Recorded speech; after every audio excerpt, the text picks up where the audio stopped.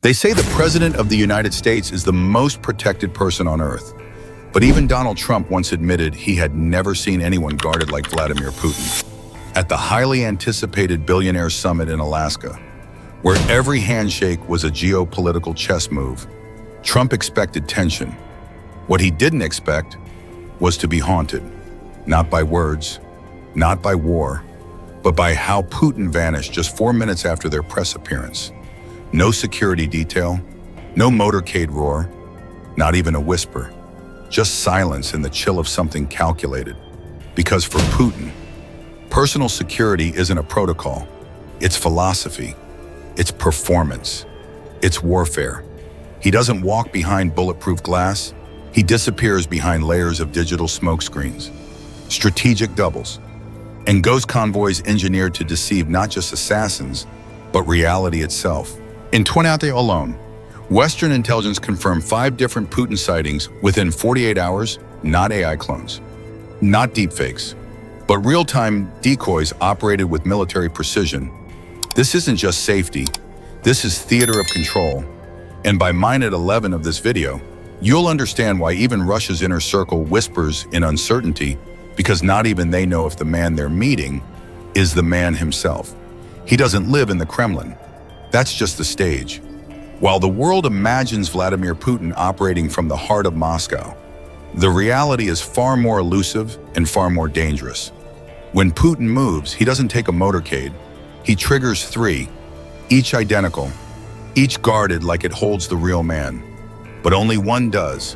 Maybe, sometimes. None of them do.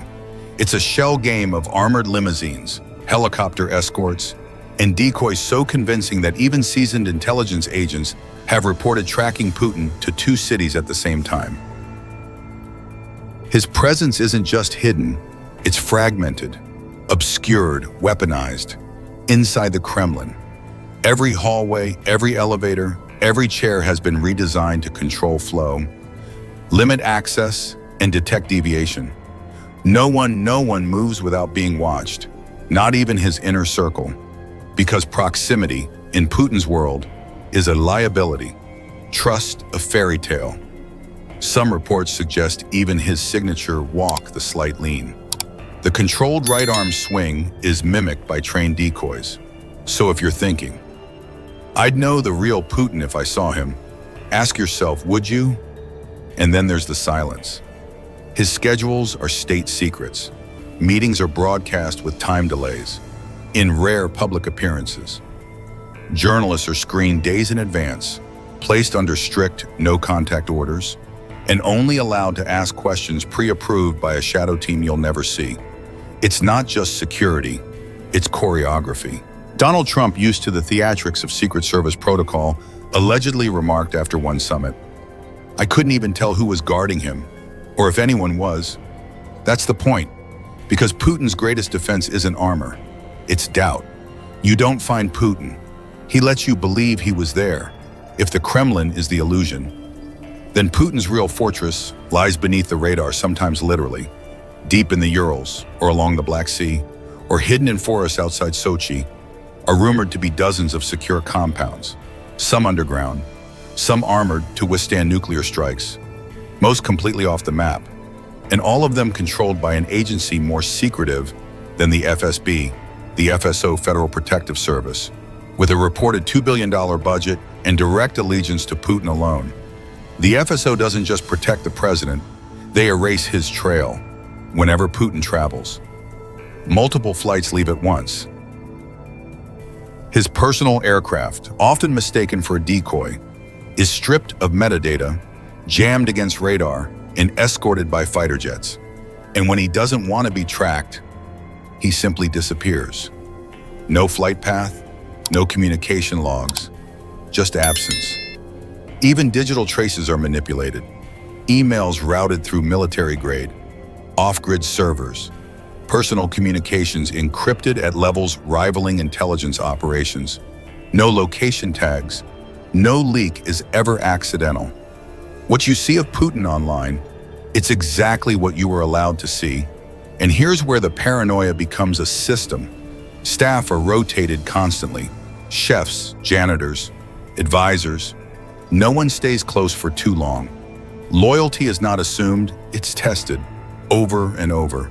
Even those who clean his office are monitored with security cameras. Break room chatter is recorded. Bathroom visits are timed.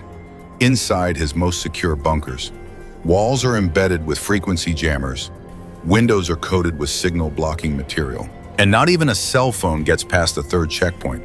Some say he's hiding, others say he's just cautious. But the truth may be more psychological than tactical. If no one knows where you are, no one knows where to strike. And in Putin's Russia, not being found is the ultimate form of power. In Putin's world, loyalty isn't earned, it's constantly surveilled. Even the people closest to him, the chefs who prepare his meals, the aides who set his schedule, the guards who stand just feet away aren't trusted. They're monitored, rotated, investigated, again and again. Take his meals, for example. Putin never eats unless the food has been personally vetted by FSB-certified tasters.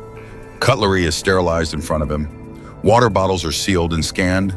Nothing, absolutely nothing, enters his body without passing through layers of biochemical security. His personal staff undergoes psychological evaluations, background checks going back 3 generations, and live under perpetual observation. One wrong glance, one unverified phone call, one unexplained deviation from routine, and you're gone. Not fired, not reassigned, just gone. Insiders report that even within Putin's most loyal inner circle, people don't know each other's real roles. It's compartmentalization at a military level. Each individual sees only one piece of the puzzle, never enough to threaten the whole. And this isn't paranoia, it's architecture. His offices are equipped with acoustic jammers to block listening devices. His cars, armored to withstand RPs and fitted with EMP protection. Some even have biometric locks tied directly to Putin's own DNA. If tampered with, the vehicle disables itself. But here's the twist, most of this isn't for foreign enemies. It's for the people closest to him. The message is clear, proximity is not privilege, it's risk. And Putin plays every relationship like a chessboard, where even the knights don't know who the king really trusts. One Western diplomat once described a meeting with Putin as like talking to a reflection. He was there, but not present. And maybe that's the point, to protect yourself completely. You have to remove not just vulnerability, but intimacy. Donald Trump thought he'd seen everything until Alaska. At the 2024 Billionaires Summit in Anchorage, the media focused on photo ops, handshake diplomacy, and whispered debates about Ukraine. But behind closed doors, Trump was rattled, not by what Putin said, but by what he didn't do. According to one aide, Trump, who famously micromanaged every detail of his Secret Service routines, was stunned to learn that no one could confirm how Putin arrived. No visible convoy, no documented entry, no pre-approved landing log at the airstrip. He just appeared. One senior U.S. official described the moment Putin didn't walk in. He was just there. No entourage, no name badge, no translation team, just a controlled smile and an unmistakable sense that he'd been watching long before the room knew he was present. Trump later confided to an inner circle member, "He's not protected like me. He's erased." And that realization hit hard. Because while Trump embraced visibility press conferences, red carpet events, security cameras flashing Putin weaponized absence, he didn't just reject fame, he engineered fear through unpredictability. At the summit's final press moment, Trump stood at the podium surrounded by his usual detail. Putin nowhere in sight, not on stage, not in the security feed, not even among the whispering delegations. Minutes later, a Russian journalist confirmed he left 4 minutes after the first handshake. No car, no aircraft. We don't know how. Even seasoned CIA officials admitted, whatever he's using, it's beyond conventional protocol. It's psychological warfare. Because while most world leaders display power through presence, Putin displays it by disappearing. And in that silence, Trump, for once, had nothing to say. Power, when stretched too far, becomes a prison. For Vladimir Putin, the layers of security, the bunkers, the biometric locks, the ghost motorcades aren't just about survival. They're about control.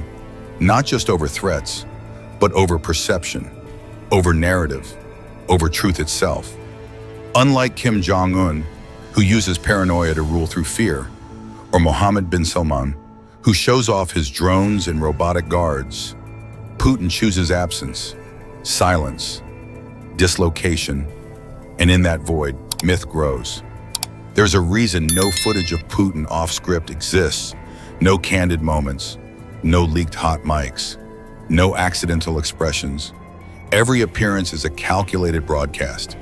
Every step taken is surrounded by military-grade ambiguity. Because here's the dark secret: the more powerful he becomes, the more isolated he must be. Sources inside Russia say he rarely uses the same residence twice in a month. Some meetings are now conducted entirely through delayed satellite feeds. Even with officials in the same building, even his doubles, yes. There are multiple but rotated and surgically altered to maintain continuity. But what kind of leader fears presence so much that even loyalty becomes dangerous? One former Kremlin insider summed it up best. He doesn't fear assassination. He fears vulnerability. And that fear, it's expensive. Russia reportedly spends over $2 billion per year just on Putin's personal protection network, more than the annual budget of some NATO nations. All to sustain the illusion that he is everywhere and nowhere. Which raises the final, haunting question. Is Putin still the man pulling the strings, or just the symbol that the machine needs to survive? Because when power demands complete isolation, what's left of the person inside? What if the most powerful man in Russia isn't even fully real anymore? Some former intelligence officials believe that Putin's system has become so airtight, so automated, that it could continue operating with or without him. A reality where Putin is no longer just a man, but an algorithm of rituals, decoys, and fear. Every door he walks through, every handshake he gives, every sentence he utters has already passed through filters of choreography and control. In many ways, the real Putin might be buried beneath the security fortress built to protect him. And that's the final irony: to become untouchable. He had to become unreachable. To be feared by the world, he had to disappear from it. Donald Trump, obsessed with image, addicted to the spotlight, once called Putin a strong leader. But after that summit in Alaska, even Trump reportedly muttered, he's not playing the same game. Because Putin isn't playing to win headlines. He's playing to outlast them. And now it's your turn to weigh in. Is Putin a strategic genius or a prisoner of his own myth? Drop your thoughts in the comments, because your perspective might just shift how someone else sees power.